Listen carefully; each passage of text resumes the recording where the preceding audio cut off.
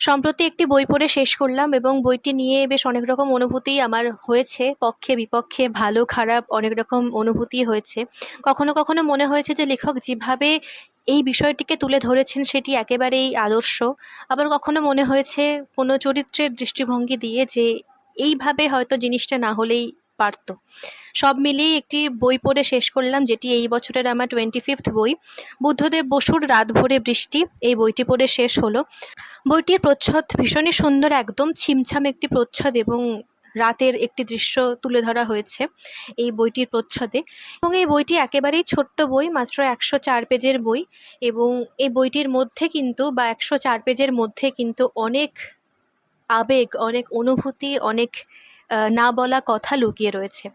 যদি ছোট্ট করে বইটির জিস্ট বলি, তাহলে এখানে দেখা যাচ্ছে যে মালতী এবং নয়নাংশু, যারা বিয়ের 10 বছর অতিক্রম করে এসেছে, এবং মালতীর কোনো না কোনোভাবে মনে হয়েছে যে সে হয়তো নয়নাংশুর সাথে সংসার করে স্যাটিসফাইড নয়। তার যে ইচ্ছে অনিচ্ছে, প্রাপ্তি অপ্রাপ্তি রয়েছে, সেগুলো কোনো না কোনোভাবে তার জীবনকে এফেক্ট করছে। এবং সেখানে দাঁড়িয়ে কিন্তু থার্ড পার্সন জয়ন্ত মালতীর লাইফে আসে, যে হচ্ছে নয়নাংশুর বন্ধু। এবং তারপরেই একটি অন্যদিকে সে সম্পর্কের মোড় নেয়, এবং আস্তে আস্তে মালতী জয়ন্তর প্রতি আকৃষ্ট হতে থাকে এবং শুরু হয় পরকীয়া।